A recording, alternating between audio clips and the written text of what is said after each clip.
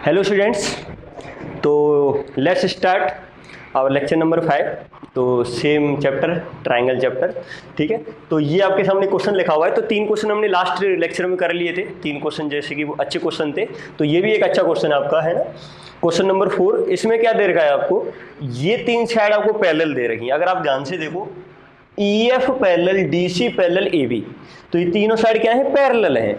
पूछा क्या आपको, AE upon ED, AE upon ED is equal to BF upon FC, ये पूछा गया आपसे। ठीक है, तो इस क्वेश्चन में करना क्या है भाई, देखो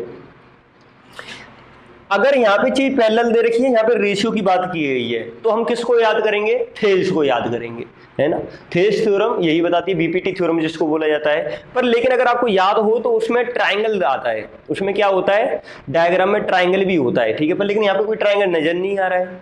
अगर ट्रायंगल नजर नहीं आ रहा है तो बना देंगे। ठीक है, देखो जहाँ चीज की जरूरत पड़े वो बना दीजिए। आपको ध्यान होगा 9th क्लास में बहुत सारे कंस्ट्रक्शन हम किया करते थे, है ना, अपनी नेसेसिटी के हिसाब से। तो यहाँ पे मेरे को ट्रायंगल की नेसेसिटी फील हो रही है भाई, तो इसलिए मैं ट्रायंगल इसको बना दूंगा। अब कैसे बनाऊं ट्रायंगल, तो देखो अगर ध्यान से, अगर मैं इसको एक्सटेंड कर दूं ऊपर, तो ऐसे जाएगा। ठीक है, ब्लू मार्कर से कर लेते हैं ऐसे करके। ठीक है, इसको कोई पॉइंट P मान लीजिए। अब मैंने आपको बोला था जो गिवन है और जो आपको प्रूव करना है उसको रिलेट करने की कोशिश करें। तो कैसे रिलेट होगा, देखो यहां पे AE है और यहां पे ED आपको चाहिए, तो यहां से आप रिलेट कैसे करोगे वो देखो। पहले तो भाई अगर मान लीजिए AB आपको EF के पैरेलल दे रखा है, तो अगर मैं ट्रायंगल लेता हूं PEF, तो PEF अगर मैं ट्रायंगल लेता हूं तो ऐसा आएगा, ऐसा करके देखो, P यहां पे A, यहां पे B और यहां पे E और यहां पे F आ जाएगा। तो अगर आप ध्यान से देखोगे तो ये लाइन इसके पैरेलल है, तो क्या मैं PEF ट्रायंगल में थेल्स थ्योरम लगा सकता हूं। ठीक है, तो आप ध्यान, तो इसका जो सॉल्यूशन है वो क्या हो जाएगा, तो पहले देखो गिवन क्या है, तो सबसे पहले गिवन लिख लीजिए। तो गिवन है EF parallel DC parallel AB, और टू प्रूव क्या करना है। ठीक है, ये तो हमेशा लिखना भाई आपको कि गिवन क्या है और प्रूव क्या करना है। ठीक है, इसके बिना काम नहीं होगा। तो BF अपॉन FC आ जाएगा, और प्रूव देखिए, प्रूव क्या आ जाएगा। तो प्रूव कैसे करेंगे, देखिए इसमें PA और यहाँ पे AE, यहाँ पे PB और यहाँ पे BF है। तो इन ट्राइंगल PEF आपके पास में जो AB है वो किसके पैरेलल है, EF के पैरेलल है। तो यहां से आप क्या करोगे, PA अपॉन, अब मेरे को चाहिए AE, तो AE कर लीजिए इसको। ठीक है, PA, या आप क्या करें, ये लिख लीजिए, आप ये भी लिख सकते हो। देखो मेरे को AE चाहिए, तो अगर AE चाहिए तो AE upon PE equals to, अब देखो यहां पे अगर AE लिया है तो इधर क्या लोगे आप, BF लोगे, तो यहां पे BF ले लीजिए। अब यहां पे आपने PE लिया है, मतलब ये पूरा का पूरा लेंथ लिया, तो इधर क्या ले लोगे, PF ले लोगे, खत्म बात। तो ये किससे आ जाएगा, बाई थेल्स थ्योरम, या भाई कोरोलरी ऑफ थेल्स थ्योरम। ये थेल्स थ्योरम नहीं होती है डायरेक्ट, है ना। थेल्स थ्योरम तो ये बोलती थी भाई PA upon AE is equal to PB upon BF, ये थेल्स थ्योरम बताया गया था। पर लेकिन मैंने उसकी कोरोलरी को यूज कर लिया। ये कोरोलरी क्या होती है वो सब मैंने आपको लेक्चर सेकंड में बताई थी, है ना। देखिए, तो बाई थेल्स थ्योरम या by corollary of Thales theorem, ये लिख लीजिए।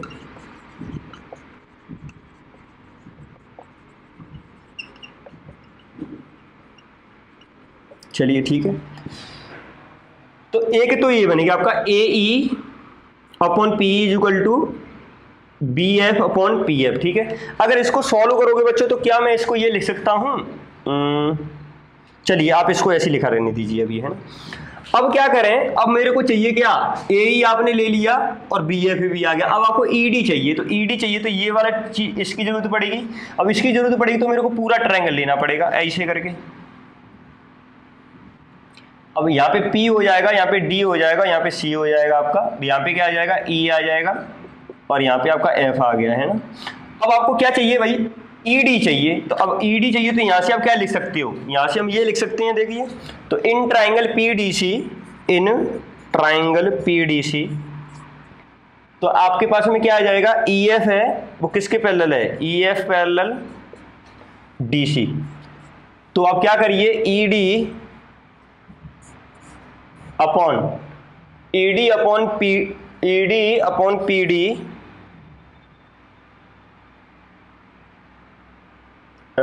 या आप इस वाले में क्या लगाइए, देखिए अगर यहाँ पे पीई लिखा हुआ है, अगर यहाँ पे पीई लिखा हुआ है तो मैं क्या करूँगा, मैं यहाँ पे मैं पीई लाने की कोशिश करूँगा, ठीक है।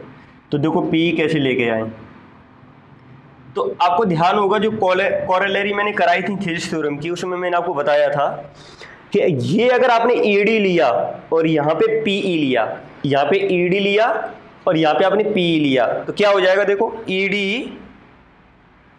ईडी अपॉन पीई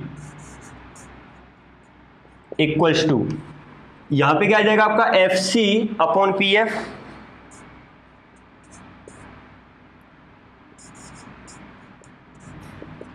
ठीक है। ये कहीं से आ गया भाई, कोरोलरी ऑफ थेसिस थ्योरम,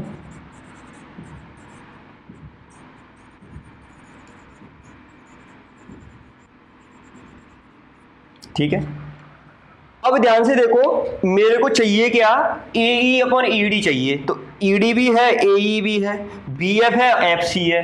तो केवल क्या करना है, अगर इसको इक्वेशन फर्स्ट मान लीजिए और इसको सेकंड मान लीजिए, तो आप इक्वेशन फर्स्ट को सेकंड से डिवाइड कर दो, आपको मिल जाएगा, है ना, बहुत ईजी हो जाएगा आपके लिए, ठीक है। तो आपने देखा हमको जिस चीज की जरूरत है उसके हिसाब से हमने थेसिस थ्योरम लगाई है, ये नहीं आप कुछ भी लगा रहे हैं। बुक्स वगैरह में आप देखोगे तो उसमें मान लीजिए आपको बेसिक थ्योरम आपने उसने थेसिस थ्योरम लगा दी, जैसे मैंने इसमें क्या किया है, इसमें मैंने थेसिस थ्योरम लगाई है भाई, है ना।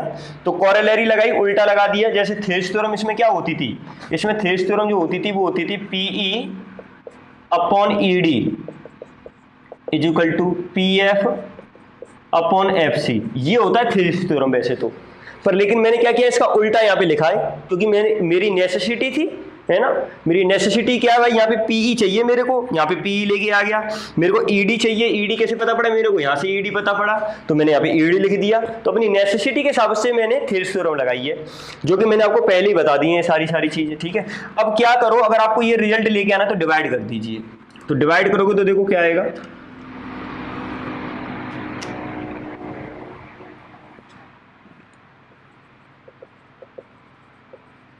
तो divide equation first by second, ठीक है। तो फर्स्ट को डिवाइड कर दो भाई, तो क्या आ जाएगा, ए ई अपॉन पी ई, और इधर क्या आ जाएगा आपका E D upon P E is equal to, यहाँ पे आ जाएगा B F upon P F equals to F C upon P F, ठीक है। तो देखो कुछ चीज कैंसिल हो रही हैं, एक तो ये कैंसिल हो गया, ये इससे, ये इससे, ये इससे, तो क्या आ जाएगा आपके पास में, यहाँ से आ जाएगा A E upon E D equals to B F upon F C, ये आपके पास में आ जाएगा, ये आपको प्रूव करना था। तो आपने देखा कितना सिंपल क्वेश्चन है, केवल 2 स्टेप, एक यहाँ पे एक ये यहाँ पे स्टेप, और हमने क्या की डायरेक्ट लिख दी। वो डायरेक्ट इसलिए लिख पाए क्योंकि आपको मैंने ये सिखा दिया है कि इसको इससे रिलेट कैसे करें, है ना। तो उसी के अकॉर्डिंग आपको ये लिखना है, अदरवाइज आप +1 -1 ये करते रहोगे, है ना। बुक्स वगैरह में देखोगे उसमें भी आपको ऐसी चीज दे रखी होंगी, कभी +1 कभी -1, ठीक है। आप डायरेक्ट करिए चीजों को। तो by corollary of Thales theorem लिखा, by corollary of Thales theorem लिखा। अगर आपको करना है, मान लीजिए आपको +1 -1 करके करना है, जैसे ये वाले जो रिजल्ट थे वो कैसे आते थे, कोई प्लस किया माइनस किया उसके हिसाब से आती थी ये सारी चीजें, उल्टा करने से आती थी ये सारी चीजें, ठीक है। तो ये चीजें जो आती हैं, अगर आप पूरा ओरिजिनल वाली थेसिस थ्योरम लगाइए, उसके बाद में आप क्या करो, उसमें +1 करके ये वाला रिजल्ट लेके आ जाइए, है ना। ये वाली है तो ओरिजिनल थेसिस थ्योरम लगाओ, उसका कन्वर्स, उसका उल्टा लिख दोगे तो ये आ जाएगा, या आप डायरेक्ट कर लें, तो डायरेक्ट कर लोगे तो ज़्यादा अच्छा है ना। तो आपको डायरेक्ट ये रिजल्ट मिल जाएगा, ठीक है। चलिए, तो ये क्वेश्चन तो आसानी से हो गया अपना, क्वेश्चन नंबर 4 है ना, अच्छा क्वेश्चन था। एक और क्वेश्चन देते हैं, तो now move to next question. तो yes students, question number 5, ABCD is a quadrilateral PQRS are the points of trisection of sides AB, BC, CD and DA respectively and are adjacent to A and C. Prove that PQRS is a parallelogram, ठीक है। तो इसमें करना क्या है, सबसे पहले तो ABCD क्वाड्रिलेटरल आपके पास में है,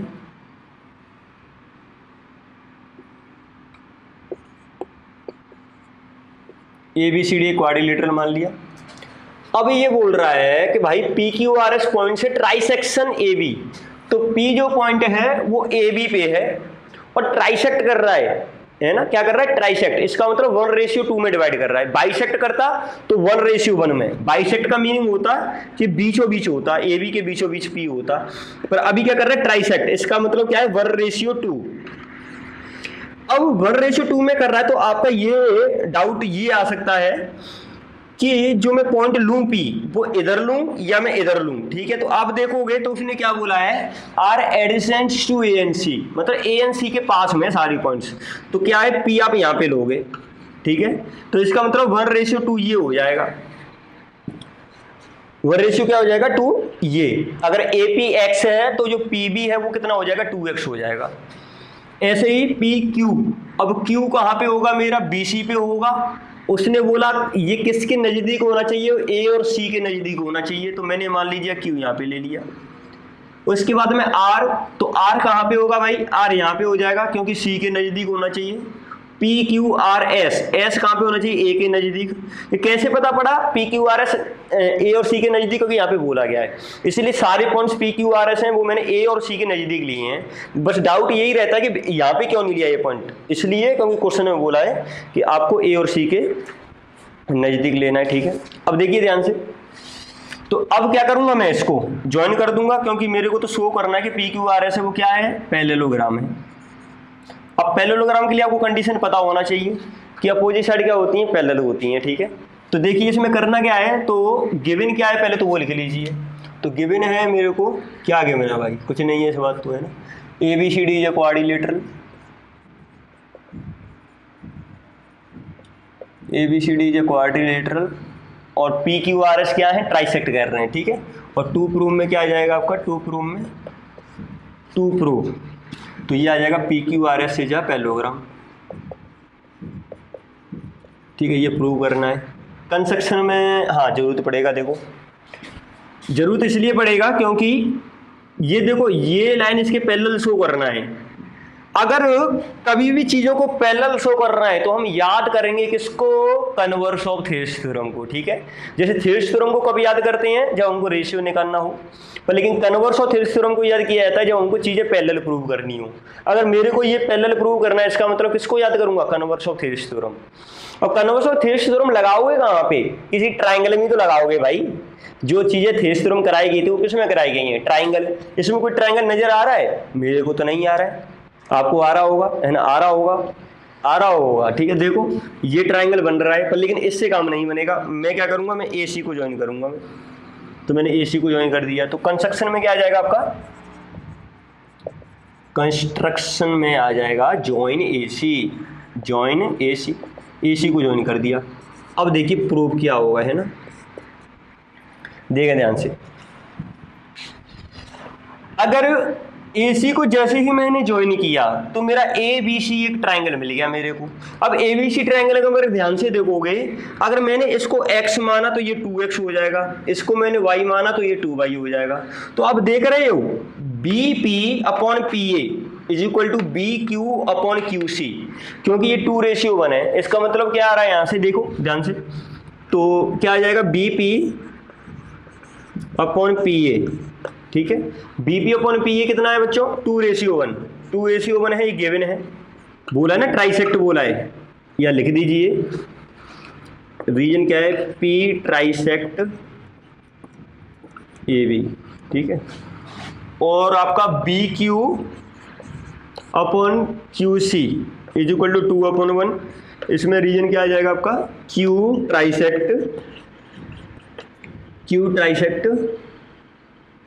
BC, ठीक है। तो यहां से आप क्या लिख सकते हो, यहां से ये कंक्लूड कर सकते हो कि जो BP/PA है वो किसके बराबर आ जाएगा, BQ/QC के बराबर आ जाएगा, ठीक है। अगर BP/PA is equal to BQ/QC है तो यहां से आप क्या लिख सकते हैं, है ना, याद आ गया होगा भाई, है ना। देखो ट्राइंगल याद दिला देते थोड़ा, अगर ये ट्राइंगल है ए बी सी और यहाँ पे डी और यहाँ पे ई। अगर A D upon D B equal to A E upon E C है तो क्या ये वाली लाइन मेरी इसके पैरेलल हुआ करती थी। तो ऐसे ही यहाँ पे भी रेशियो सेम आ रहा है, तो यहाँ से मैं क्या बोल सकता हूँ कि जो मेरा क्यू पी लाइन है या पी क्यू लाइन है वो ए सी के पैरेलल आ जाएगी। ठीक है, तो देयरफॉर, या यहाँ से बोल सकते हो therefore P Q parallel A C. कैसे बोला भाई ये, by converse of BPT, by converse of basic proportionality theorem या थेरिस थ्योरम। ठीक है, तो भाई कन्वर्स ऑफ बीपीटी। तो अब ये जो पी क्यू है वो एसी के पैरेलल आ गया। ऐसी बच्चों मेरे को क्या करना है, मेरे को एस आर है वो एसी के पैरेलल शो करना है। एस आर किसके, एसी के पैरेलल। ठीक है, तो देखो वो कैसे होगा। तो अब आई थिंक आपको समझ में आ जाना चाहिए कि अब मैं ट्राइंगल ए सी डी को पकड़ूंगा। ठीक है, तो in triangle A C D, ठीक है, तो ये देखिए सबसे पहले A S upon S D या हाँ या डी एस अपॉन एस ए, डी एस अपॉन एस ए, ये क्या आ जाएगा 2/1। क्यों आ जाएगा, क्योंकि भाई मेरा जो एस है एस ट्राइसेक्ट ए डी को ट्राइसेक्ट कर रहा है कौन, एस। ठीक है, डी एस, ऐसे ही क्या आ जाएगा D R upon R C, D R upon R C, तो ये कितने के बराबर आ जाएगा 2/1। ये कैसे आ गया, क्योंकि मेरा जो आर है आर ट्राइसेक्ट डी सी। ठीक है, तो यहाँ से इन दोनों के, ये अगर 2 के बराबर ये भी 2 के बराबर, तो क्या ये दोनों बराबर हो जाएंगे, हो जाएंगे। तो ये किसके बराबर आ जाएगा भाई, ये आ जाएगा D S upon S A is equal to D R upon R C. ठीक है, by converse of Thales theorem.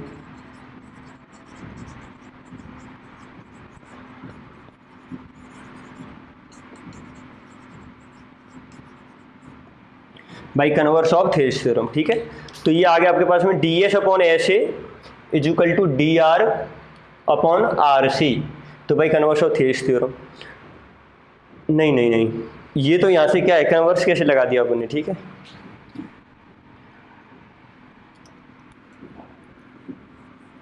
हाँ देखो भाई यहाँ पे क्या आ जाएगा, यहाँ पे D S upon S A 2 के बराबर है, D R upon R C 2 के बराबर है, तो ये दोनों चीज बराबर हो जाएंगी। अगर ये दोनों चीज बराबर हैं तो आपको फिर दोबारा याद दिला दें, अगर A D upon D B A E upon E C के बराबर है तो मैं यहाँ से क्या कंक्लूड कर सकता हूँ कि जो मेरा एस आर है वो किसके पैरेलल आ जाएगा, यहाँ से जो एस आर है वो पैरेलल आ जाएगा ए सी के, है ना। ये कैसे आया, by converse of BPT, by converse of BPT, basic proportionality theorem या थेरिस थ्योरम। अब ये देखो भाई एस आर ए सी के पैरेलल, पी क्यू ए सी के पैरेलल, तो कहना ही से कि जो पी क्यू है वो एस आर के पैरेलल हो जाएगा, खत्म क्वेश्चन। ठीक है, तो इसका मतलब अपोजिट साइड पैरेलल आ गई, पर लेकिन इससे काम नहीं चलेगा, मेरी ये भी साइड इसके पैरेलल होनी चाहिए। तो बच्चों जो मैंने इसके लिए किया, क्या वही चीज हम कर देंगे बी डी डायगोनल लेके, क्योंकि जब ए सी डायगोनल लिया तो मेरा ये इसके पैरेलल आ गया। अगर मैं बी डी डायगोनल ले लेता हूं तो क्या मेरा जो आर क्यू है वो एस पी के पैरेलल आ जाएगा, तो मैं सिमिलरली लगा दूंगा। Similarly if I take B D as a diagonal then P S parallel R Q. ठीक है, तो यहां से आप क्या लिख सकते हो, देखिए, तो here I am raising it, है ना। चलिए